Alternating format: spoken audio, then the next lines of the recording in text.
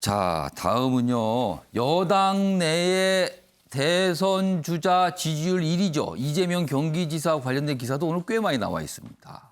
보겠습니다. 두 가지 기사가 좀 준비되어 있는데요. 여당 참패한 날 1등 성적표 받은 이재명 앞날은 과연 어떻게 된가. 그렇죠? 재보궐선거 끝난 다음 날 나온 여론조사 결과가 하나 있었는데요. 여기 보면 지지율이 24%로 가장 높게 나왔습니다. 1위를. 요동치는 민심의 대권 구도도 출렁거리는 거 아니냐. 24%를 기록했어요. 그리고 뭐 지지율 2위는 윤석열 전 총장과도 격차를 좀 벌렸다. 자, 여기 보시면 이 내용입니다. 소속 정당 하락세, 원톱의 길이 험난해졌다. 어제 이재명 경기지사가 이제 입장문을 좀 올렸죠. 치열하게 성찰하겠다. 역시 성찰 얘기를 강조했습니다. 기사 하나 더 있습니다. 이낙연과는 순망치 않 마냥 웃을 수 없는 이재명. 지금 대선 11개월 전입니다. 시간이 많이 남았다고 할 수 있죠. 아직까지. 너무 이른 대선에 가면 이거 자체가 위험하다. 경선은 유리하겠지만 본선 자체가 위험할 수 있다. 뭐 이런 분석이 있습니다. 여기 보면 뭐 제3의 다크호스가 판을 흔들 수도 있다. 이 방점은 전 수도라고 쓴 건 잘 모르겠다는 거죠. 아직까지는요. 뭐 이런 내용도 좀 담겨 있습니다. 이 얘기 좀 해보겠습니다. 김광석 교수님. 네. 이재명 경기지사 입장에서는 지금 몸담고 있는 여권의 정치 지형 자체가 굉장히 불리해졌다. 이런 분석이 나오는데 동의하십니까? 동의합니다. 아, 그리고 본인도 그래서 당의 일원으로서 예. 참담한 심정이다라고 표현을 했습니다. 그만큼 어려운 것이고 이번 선거를 의미를 축소하면 안 됩니다. 민주당은. 아주 엄중한 국민의 심판으로 받아들여야 되고 위기의식을 극한으로 끌어올려야 됩니다. 일각에서는 아니 뭐 재보궐선거 2곳 정도 아닙니까? 뭐 이렇게 보시는 분도 있어요. 그렇죠. 뭐 1년 2개월 남은 예. 뭐 그 정도의 임기를. 예. 저는 그렇게 안 봅니다. 우리가 이번에 서울시의 지형을 보면 여권 텃밭들이 있어요. 예. 여긴 여야의 텃밭들이 완전히 무관하게 모두 다졌습니다. 아, 그러니까 기존의 어떤 전통적 지지층마저도 이번에는 심판을 하겠다는 걸로 나온 거거든요. 그 민심은 굉장히 무섭고 이 부분에 대해서 절실하게 반성하고 쇄신하지 않으면 다음 대선도 굉장히 어렵다는 것입니다. 그래서 기본적으로 이번 보선 이후의 국면은 여권에게 굉장히 불리한 상황인 것만은 분명합니다.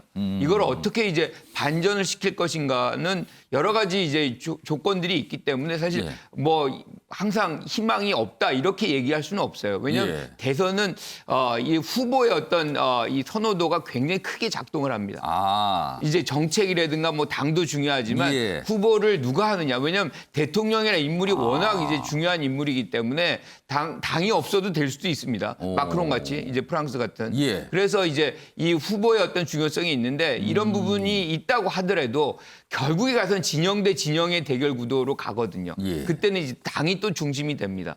그런 차원에서 본다면 여권 지금 이재명 지사 굉장히 불리한 상당히 어려운 상황 속에서 이제 시작을 해야 되는 것이고 예. 지금 뭐 지지율이 이렇게 등락을 하잖아요. 예. 18%로 내려갔다 그러지만 언제든지 40%까지 올라갔었거든요. 윤석열 전 총장이.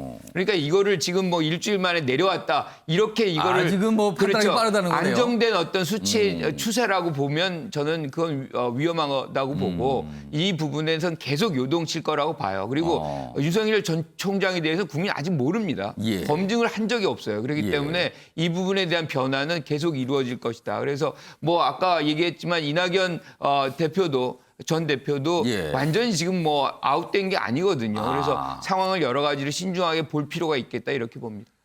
그러니까 이재명 경기지사 입장에서는 지금 깊은 고민을 해야 되는 시기라는 거죠, 지금요. 그렇죠. 그렇죠. 앞날은 한 거 보니까 모르겠다는 거예요. 아직은 어떻게 될지는 좀 전개가 어떻게 될지는 지켜봐야 된다는 소리인데요. 다음 화면은 어제 이재명 경기지사가 올린 글의 주요 내용을 좀 정리했습니다. 당의 일원으로서 무거운 책임감을 느낀다. 일단 당의 일원이다. 이걸 좀 강조한 것 같아요. 국민께 더 가까이 다가가고 더 절박하게 아픔을 나누고 문제 해결을 위해 더 치열하게 성찰할 것이다. 제가 보기에는 당의 일원이라는 부분 그리고 문제 해결을 하겠다. 이 부분이 좀 눈길을 잡습니다. 다음 보겠습니다. 사랑하는 당원 동지 여러분 그리고 지지자 여러분 정말 애쓰셨다. 언제나 함께하겠다. 아, 함께하겠다. 이것도 의미심장하게 보입니다. 아주요. 자, 이종근 평론가. 네. 요 글을 바탕으로 두시고요. 네네. 앞으로 이재명 경기지사 어떤 행보를 보일 것인가. 구체적으로 제가 질문을 드리면 네.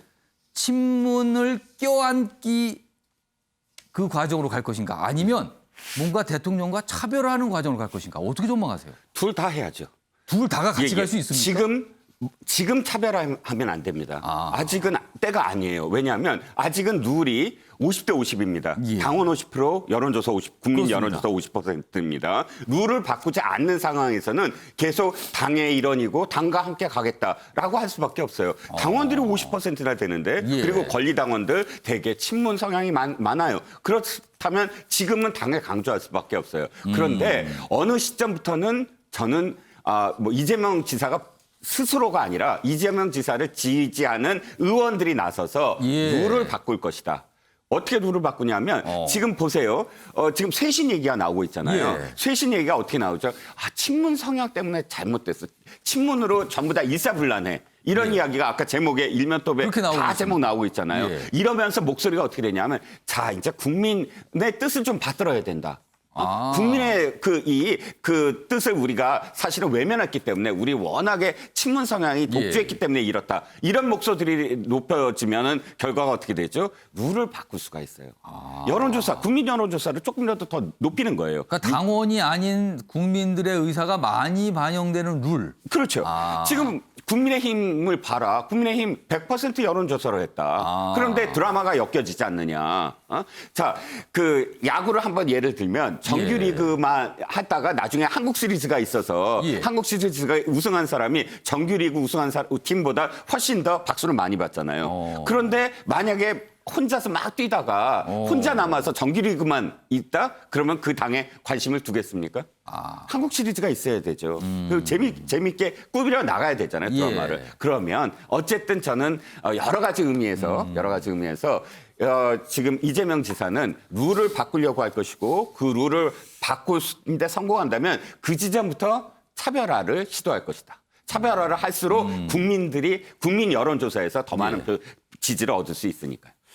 한 가지 내가 추가 질문 드리면요. 네네. 사실은 예정대로라면 9월 정도에 민주당의 대선 후보를 정해야 됩니다. 네네. 근데 그 경선, 대선 후보를 정하는 그 경선이 연기될 가능성은 있다고 보세요? 아니면 어렵다고 보세요? 지금 저는 일단 연기될 가능성이 있다고 봤는데 지금 이 당에서 전대를 5월 2일 날 하겠다라고 한 순간부터는 이거 연기 안 하려고 하는 게 아니냐.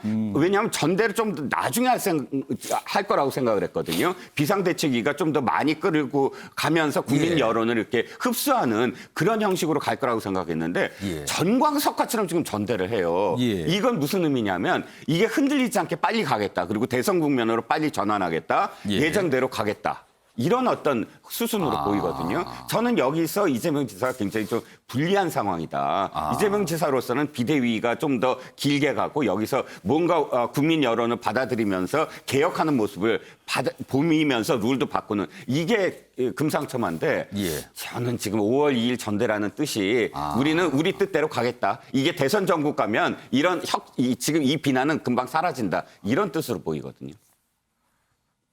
아무튼 뭐가 복잡한 과정이 앞으로 있을 수 있다. 뭐 이렇게도 기사들이 읽힙니다, 지금요.